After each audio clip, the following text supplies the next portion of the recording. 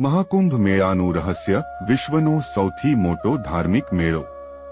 મિત્રો, મહાકુંભ મેળા વિશ્વનો સૌથી મોટો અને પ્રાચીન ધાર્મિક મેળો છે, જે ભારતના 4 પવિત્ર સ્થળોએ પ્રયાગરાજ, અલ્હાબાદ, હરિદ્વાર, ઉજ્જૈન અને નાસિક દર 12 વર્ષે ઉજવાય છે।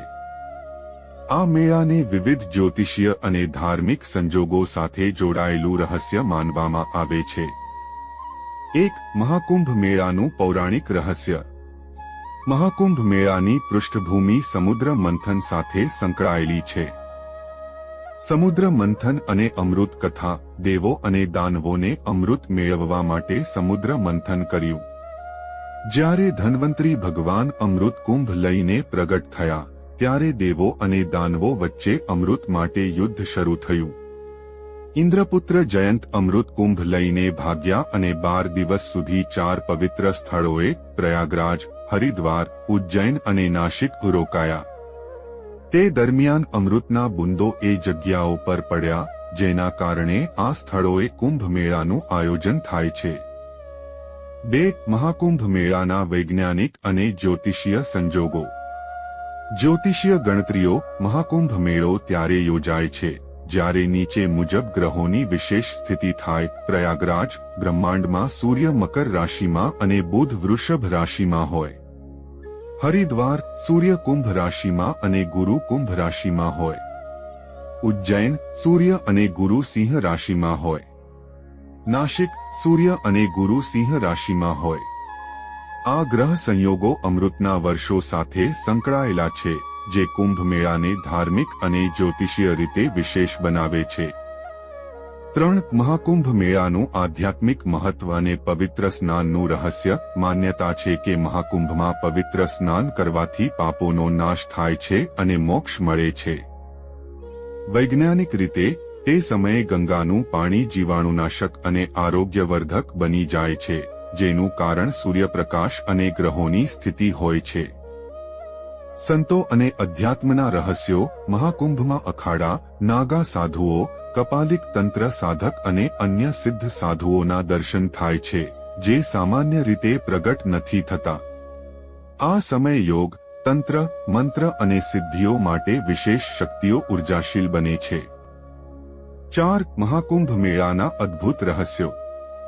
1 પવિત્ર નદીઓનું જલ તીર્થ। મહાકુંભના સમયગાળા દરમિયાન ગંગા, યમુના અને સરસ્વતી, અલ્હાબાદમાં, ગોદાવરી, નાસિકમાં, શિપ્રા, ઉજ્જૈનમાં અને ગંગા, હરિદ્વારમાં તમામ નદીઓનું પાણી શુદ્ધ અને ઉર્જાસભર બની જાય છે।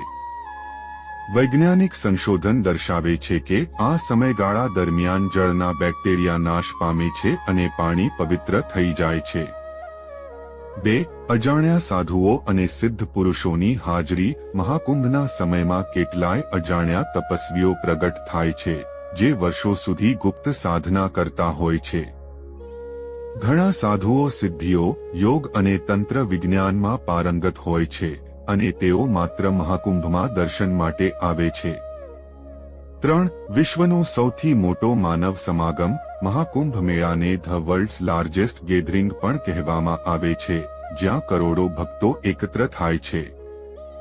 2013ના મહાકુંભમાં પ્રયાગરાજમાં 12 કરોડથી વધુ લોકો આવ્યા હતા। મહાકુંભ મેળાનું રહસ્ય, પૌરાણિક કથા, જ્યોતિષ અને વૈજ્ઞાનિક મહત્વ। મહાકુંભ મેળો વિશ્વનો સૌથી મોટો ધાર્મિક મેળો છે, જે પ્રયાગરાજ, અલ્હાબાદ, હરિદ્વાર, ઉજ્જૈન અને નાસિક ખાતે યોજાય છે। દર 12 વર્ષે મળતા આ મેળા પાછળ પૌરાણિક, જ્યોતિષીય અને વૈજ્ઞાનિક રહસ્યો છુપાયેલા છે। 1 મહાકુંભ મેળાનું પૌરાણિક રહસ્ય। 1 સમુદ્ર મંથન અને અમૃત કથા। દેવો અને દાનવો અમૃત મેળવવા માટે સમુદ્ર મંથન કરવું પડે છે। અમૃત કુંભ મળી આવતા તે માટે યુદ્ધ શરૂ થાય છે। દેવો અને દાનવો 12 દિવસ સુધી લડતા રહે છે, જે પૃથ્વી પર 12 વર્ષના સમાન ગણાય છે। જયંત ઇન્દ્રપુત્ર અમૃત કુંભ લઈને ભાગે છે અને પ્રયાગરાજ, હરિદ્વાર, ઉજ્જૈન અને નાસિકમાં અમૃતના 4 બુંદો પડે છે। તેથી આ 4 પવિત્ર સ્થળોએ દર 12 વર્ષે મહાકુંભ મેળો યોજાય છે। 2. દેવોદાનવો વચ્ચેનો યુદ્ધ અને તીર્થયાત્રાનો મહિમા. જો કોઈ વ્યક્તિ મહાકુંભમાં પવિત્ર સ્નાન કરે, પૂજાપાઠ અને દાન કરે તો તે જીવનમાં આધ્યાત્મિક ઉન્નતિ અને પાપમુક્તિ પ્રાપ્ત કરી શકે છે. 2. મહાકુંભ મેળાનું જ્યોતિષીય રહસ્ય. 1. ગ્રહો અને રાશિઓની વિશેષ સ્થિતિ. મહાકુંભ મેળો ત્યારે યોજાય છે જ્યારે સૂર્ય, ગુરુ અને અન્ય ગ્રહો ખાસ સંજોગોમાં હોય. 2. મહાકુંભના સમયે ગંગાનું પાણી શુદ્ધ કેમ બની જાય છે? વૈજ્ઞાનિક સંશોધન દર્શાવે છે કે જ્યોતિષીય સંજોગો અને સૂર્યપ્રકાશના પ્રભાવથી ગંગાનું પાણી ચમત્કારિક રીતે શુદ્ધ થઈ જાય છે. આ વખતે ગંગાના પાણીમાં રહેલા બેક્ટેરિયા નાશ પામે છે અને તેની ઔષધીય ગુણધર્મો વધી જાય છે. 3. મહાકુંભ મેળાના આધ્યાત્મિક રહસ્યો. 1. પવિત્ર સ્નાનનું મહત્વ. માન્યતા છે કે મહાકુંભમાં સ્નાન કરવાથી જીવનના તમામ પાપો દૂર થઈ જાય છે અને મોક્ષ પ્રાપ્ત થાય છે. ગંગા, યમુના અને સરસ્વતીના સંગમમાં સ્નાન કરવાથી શારીરિક અને માનસિક શુદ્ધિ થાય છે. વૈજ્ઞાનિક રીતે આ સમયે ગંગાના પાણીમાં રહેલા મિનરલ્સ શરીર માટે લાભદાયી થાય છે. 2. મહાન સાધુઓ અને તપસ્વીઓનો સમાગમ. મહાકુંભમાં વિશ્વના મોટા મોટા તપસ્વી, યોગી અને સિદ્ધ સાધુઓ હાજરી આપે છે. નાગા સાધુઓ, અખાડાઓના સાધુઓ અને તંત્ર વિજ્ઞાનમાં પારંગત લોકો કુંભ મેળામાં દર્શન માટે આવતા હોય છે. 3. મહાકુંભ અને યોગ વિજ્ઞાન. મહાકુંભના સમયમાં વિશ્વભરના યોગીઓ અહીં આવીને યોગ સાધના કરે છે. ધ્યાન, તંત્ર વિજ્ઞાન અને આધ્યાત્મિક શક્તિઓ માટે આ સમય શ્રેષ્ઠ માનવામાં આવે છે. 4. મહાકુંભ મેળાના વૈજ્ઞાનિક રહસ્યો. 1. પવિત્ર નદીઓનું જલ તીર્થ અને જળ વિજ્ઞાન. મહાકુંભના સમયમાં ગંગા, યમુના, સરસ્વતી, ગોદાવરી અને શિપ્રાના પાણીમાં ચમત્કારિક ફેરફારો થાય છે. વૈજ્ઞાનિક સંશોધન મુજબ મહાકુંભના સમયગાળા દરમિયાન ગંગાના પાણીમાં બેક્ટેરિયાને નાશ કરનારી તાકાત વધી જાય છે. 2. માનસિક અને શારીરિક આરોગ્ય પર મહાકુંભનો પ્રભાવ. મહાકુંભમાં સ્નાન કરવાથી મગજના સ્ટ્રેસ હોર્મોન્સ ઘટે છે અને વ્યક્તિ વધુ શાંત અને આધ્યાત્મિક બને છે. મહાકુંભના સમયે કરેલી તપસ્યા અને ધ્યાન વધુ અસરકારક હોય છે. 5. મહાકુંભ મેળાના અદ્ભુત રહસ્યો. 1. અજાણ્યા સાધુઓ અને સિદ્ધ પુરુષોની હાજરી. મહાકુંભમાં ઘણા સાધુસંતો અને તપસ્વીઓ વર્ષો સુધી ગુપ્ત રહેલા હોય છે, જે ફક્ત મહાકુંભમાં દર્શન માટે આવે છે. તંત્ર સાધના અને યોગ વિજ્ઞાનમાં પારંગત સાધુઓ આ મેળામાં હાજરી આપે છે.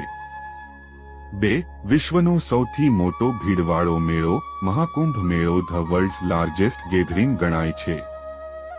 2013ના મહાકુંભમાં પ્રયાગરાજમાં 12 કરોડથી વધુ લોકો આવ્યા હતા. સપાટીના દ્રશ્યો એવા હોય છે કે માનવીય સમુદ્ર જેવી ભીડ જોવા મળે છે. મહાકુંભ મેળો માત્ર એક તહેવાર નથી, તે ધાર્મિક, વૈજ્ઞાનિક અને આધ્યાત્મિક રહસ્યો ભરેલું એક મહાન ઇવેન્ટ છે. આ મેળામાં ભાગ લેવા માત્ર આત્મિક શાંતિ અને આધ્યાત્મિક પ્રગતિ માટે જ નહીં, પણ વૈજ્ઞાનિક અને ઐતિહાસિક દ્રષ્ટિએ પણ એક અદ્ભુત અનુભવ છે.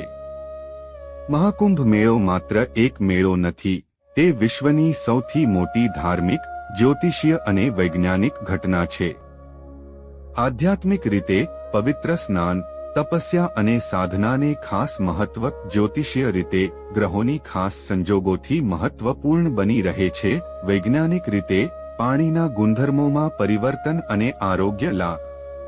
આજના યુગમાં દુનિયાભરના લોકો માટે આ એક અદ્ભુત અને દિવ્ય અનુભવ બની રહે છે.